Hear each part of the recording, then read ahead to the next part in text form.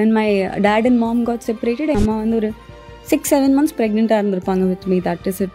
அவங்க நினச்சிருந்தா அவங்க லைஃப் எப்படி வேணால் மாற்றிருக்கலாம். அவங்க கிவ் அப் பண்ணியிருக்கலாம். அவங்க வேலைக்கு ஓடி இருக்கணும்னு அவசியம் இல்லை. ஏன்னா பயங்கர வசதியான வீட்டில் பிறந்து அந்த என்டையர் ஸ்ட்ரீட்டுக்கு அந்த என்டையர் கம்யூனிட்டிக்கே வந்து Lakshmi used to be the luckiest சாமி. இப்போ யாராவது எங்கள் ஊர் சைட்லேருந்து பார்த்தாங்கன்னா கூட உங்களுக்கு தெரியும், அந்த எங்கள் என்டையர் ஏரியாலே வந்து ஏதாவது நல்ல விஷயம் நடக்குதுன்னா வந்து என் அம்மாவை கூப்பிட்டு தான் முன்னாடி நிற்க வச்சு நடத்துவாங்களாம். அவ்வளோ விஷயம் இருந்த ஒருத்தவங்க அவங்களுக்கு வந்து லைஃப்பில் வந்து அன்டில் ஷி காட் மேரிட், என் பெரியம்மா மாமாலாம் சொல்லுவாங்க, அவங்களுக்கு வந்து வேலைக்கு போகணுங்கிற துளி கூட ஒரு ஆசை இருந்ததில்லை. ஷி ஆல்வேஸ், ஏன்னா அவங்க லைஃப்பில் அப்படி தான் பேம்பர்டாகவே வளர்ந்தாங்க. அவங்களுக்கு வந்து ரொம்ப அந்த மாதிரி இருக்கணும்னு தான் ஆசை. பட் ஒரு ஸ்னாப் ஆஃப் அ செகண்டில் அவங்க லைஃப் டர்ன் ஆச்சு. ஒர்க் போக ஆரம்பித்தாங்க. காலைல 7 o'clock போனால் நைட் 8 o'clock தான் வீட்டுக்கு வருவாங்க. அவங்க கிவ் அப் பண்ணணுன்னா எவ்வளோ இடத்துல கிவ் அப் பண்ணியிருக்கலாம். She had too much thoughts and too much depression, too much over thinking. அவங்கள ஃபிசிக்கலாகவும் அது ஹர்ட் பண்ண ஆரம்பிச்சிது. I think in 10th standard படிக்கும்போது she had a first attack. 12th standard படிக்கும்போது she had a surgery for that. College படிக்கும்போது she had her some issues in a uterus, fibroid அது இதுன்னு. ஸோ இவ்வளோ அவங்க எனக்கு தெரிஞ்சு என் அம்மாவை வீட்டில் உட்காந்து அம்மா கூட டைம் ஸ்பெண்ட் பண்ணதை விட அவங்க கூட ஹாஸ்பிட்டலில் உட்காந்து டைம் ஸ்பெண்ட் பண்ண தான் ஜாஸ்தி. இவ்வளோ நடந்தப்போவுமே வந்து அவங்க கிவ் அப் பண்ணவே இல்லை. அப்புறம் எப்படி நான் கிவ் அப் பண்ணலாம்? அப்போ அவங்க என்ன இவ்வளோ நாள் வளர்த்ததுக்கு அர்த்தம் இல்லாமல் போய்டும்ல. கிவ் அப் பண்ணணும் ரொம்ப டயர்டாலாம் இருக்கும். நிஜமாவுமே ஒரு நாளைக்கு அட்லீஸ்ட் ஒரு மணி நேரமாவது பயங்கரமாக அழுதுருவேன். பட் அடுத்த நாள் எழுந்து ஓடி தான் ஆகணும். அழுதுட்டு இருந்தால் என்ன பண்ண முடியும்? மை டேட் லெஃப்ட் இஸ் நான் பிறக்க கூட இல்லை. when my dad and mom separated, நான் பிறக்க கூட இல்லை. அப்போத்துல இருந்து she could have easily said அவங்க ரொம்ப அழகாக இருப்பாங்க, ரொம்ப ப்ரிட்டியாக இருப்பாங்க. இப்போ இருக்கிற ஃபோட்டோஸோ இப்போது என் அம்மா கூட நான் வந்து ஃபோட்டோஸ் வச்சு ஜட்ஜ் பண்ண வேணாம். அவ்வளோ பியூட்டிஃபுல்லாக இருப்பாங்க. லைக் எவ்வளோ ஃபேராக இருப்பாங்கன்னா லிட்ரலாக ரோடெலாம் க்ராஸ் பண்ணும்போது கை பிடிப்பேன். அம்மா கை எடுத்தேன்னா வந்து என் கை பிடிச்சது தெரியும்.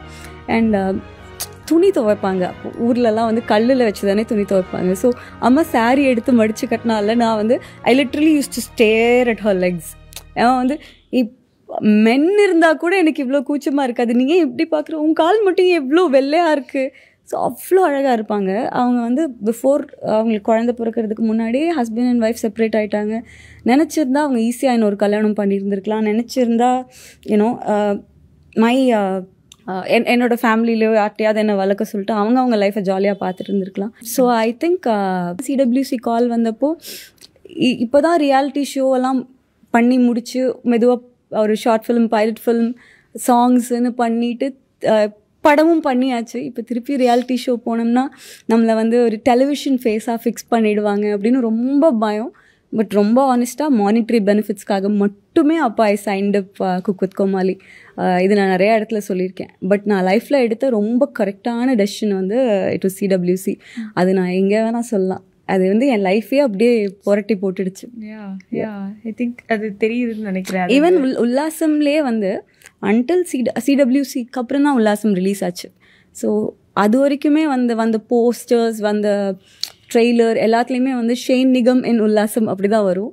பட் ஆஃப்டர் சிடபிள்யூசி நான் வந்து அதுக்கப்புறம் ஐ திங்க் சாங்கோட போஸ்டர் ரிலீஸ் ஆச்சு. அதில் ஐ சா ஷேன் நிகம் அண்ட் பவித்ரா லக்ஷ்மி இன் உல்லாசம். I was like oh nice.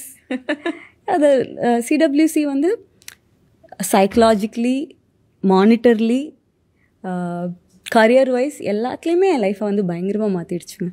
ஏன்னா நம்ம லாக்டவுனுக்கு அப்புறம் ரொம்ப ஒரு டிப்ரெஸ்டு பீரியடில் இருந்தோம். ஏன்னா மீடியா அப்படிங்கிறதுனால ஒர்க் வந்து ரொம்ப லேட்டராக தான் வர ஆரம்பிச்சுது.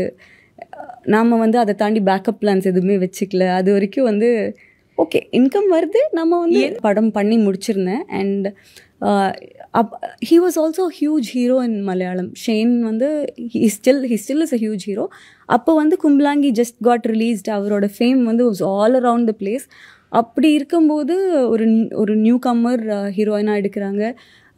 அண்ட் எனக்கு பார்க்கும்போது ஒரு ஃபஸ்ட் டைம் ஹீரோயின். அதுவும் நிறைய பேர் வந்து தமிழ்லே இருக்கிற நிறைய ஆர்டிஸ்ட்லாம் வந்து மலையாளமில் ஒரு படம் பண்ணணும் அப்படின்னு நினச்சிட்டு இருக்கிற டைமில் நமக்கு ஃபஸ்ட்டு படமே வந்து இவ்வளோ பெருசாக கிடச்சிருக்கு அப்படின்னு இருந்த டைமில் lockdown happen, lot of things happen, படம் ரிலீஸ் டிலே ஆகிட்டே இருந்துச்சு. ஸோ நான் ரொம்ப கன்ஃபியூஸ்டாக இருந்தேன்.